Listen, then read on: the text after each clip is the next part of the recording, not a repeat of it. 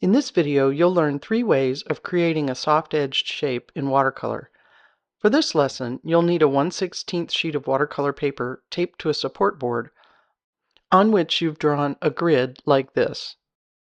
You'll also need your angle shader and a few facial tissues or paper towels without a stamped pattern such as Viva. In the Spring Chickadee project, when we dropped darker pink into our wet flower petals, you saw that watercolor moves on its own on wet paper and stops when it reaches a dry area. We can use this behavior to easily suggest soft, out-of-focus edges or soft material such as fur or down. First, we need a nice puddle of strong color. I'm using cobalt blue. I suggest you use the same color or ultramarine blue if you don't have cobalt. As you'll discover when you begin experimenting with your colors, some pigments move farther than others on wet paper. For this first exercise, let's keep the variables to a minimum and I'll use the same pigment. You can, and you should, go back later and try this exercise again with the other colors on your palette. First, make a simple brush stroke in the first square on the upper left. This will be our reference mark showing the behavior of the paint on dry paper. Notice the edges are crisp and sharp. Our first method of making soft edges is to work on wet or damp paper. Now, rinse your brush and use it to paint the second square with clear water. Your goal is to get an even film of water with no dry spots and no puddles. If you have too much in some area, you can blot your brush and use it like a mop to drink up the excess.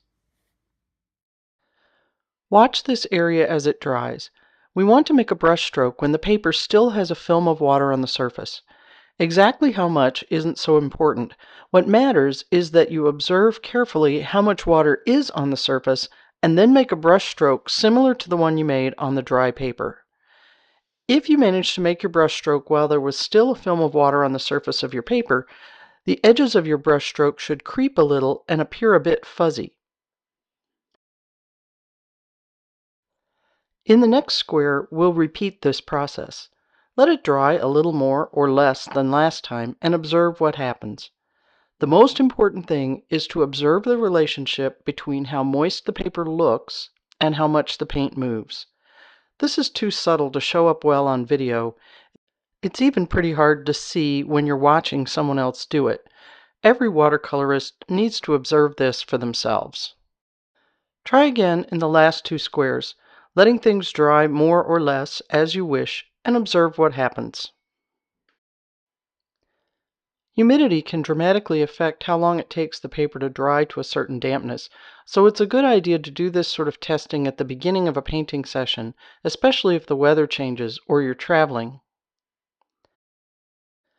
Now what if you want part of a brush stroke or wash to have a hard edge and part to have a soft edge? It doesn't usually work well to try to wet just a part of the paper before you put down your brush stroke. What does work is to dampen the paper after you make the brush stroke. Let's see how to do it.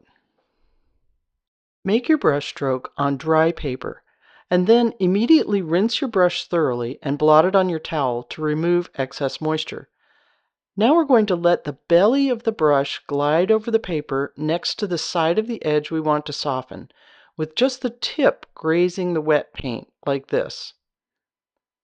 This dampens the paper next to the edge just a bit and allows a bit of the color to bleed, softening the edge.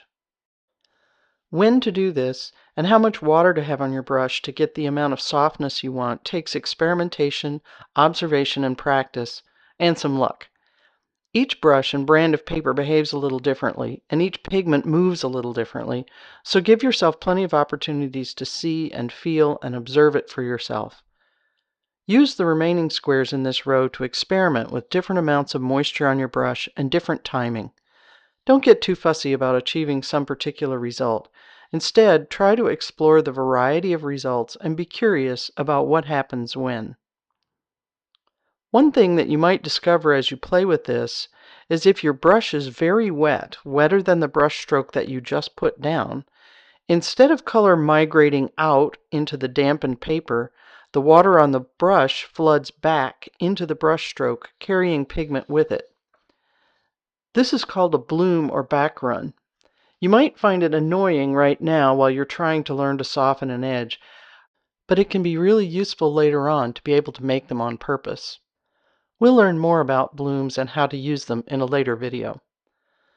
Sometimes you go to soften an edge and realize you haven't gotten to it in time, or you decide after it's dry that you wish you would have softened it. If this happens, don't stress out. After the edge is completely dry, and I mean completely dry, not just dry to the touch, we can make adjustments. To practice this, we first need some strokes with edges that are completely dry. We could use one of our practice sheets or test sheets, but I'm going to make some brush strokes on this sheet and wait for them to dry so that I can have this sheet as a reference for softening edges. You can use a hairdryer to dry your brush strokes quickly, or you can pause the video and go have a cup of tea. So now that our brush strokes are completely dry, let's see how to soften a hard edge. I'd like this edge to be softer. It turns out we can soften dry watercolor by re-wetting it and coaxing it to move a little bit. All paint consists basically of pigment and a binder or glue of some sort that holds the paint to the painting surface when dry, plus other things that are there to make the paint easier to handle or squeeze out of a tube. In watercolor, the binder or glue is gum arabic, the same water-soluble gum used to make candy such as gummy bears. As you know, it takes a little while for gummy bears to dissolve. Keep that in mind when you're trying to coax dry paint to move, and be patient. First, I dip my angle shader in water and blot it just so that it's not drippy wet. I put a little water right along the edge I want to soften and tap the brush up and down. My goal is to soften the gum and coax the paint to move just a little along the edge. If it looks like it's too dry, I can add more water a little at a time. Watercolor moves when there's water on the surface of the paper, but I don't want too much water running into areas that I'm not trying to move. Usually it's not possible to soften the edge this way as much as you can with the wet techniques, but it's surprising sometimes how much difference even a little softening can make. For example, notice how the soft edge on the blue line helps suggest that the blue line passes behind the red line. Now you know 3 ways to use water to soften an edge in watercolor: painting on damp or wet paper, softening an edge while it's still wet, and softening an edge after it dries. Continue to practice these techniques and play around with the behavior of water, paper, and paint. Soft edges can help suggest texture as for fur or down, and depth as in an out-of-focus area in a scene. And luckily for us, watercolor makes soft edges easy.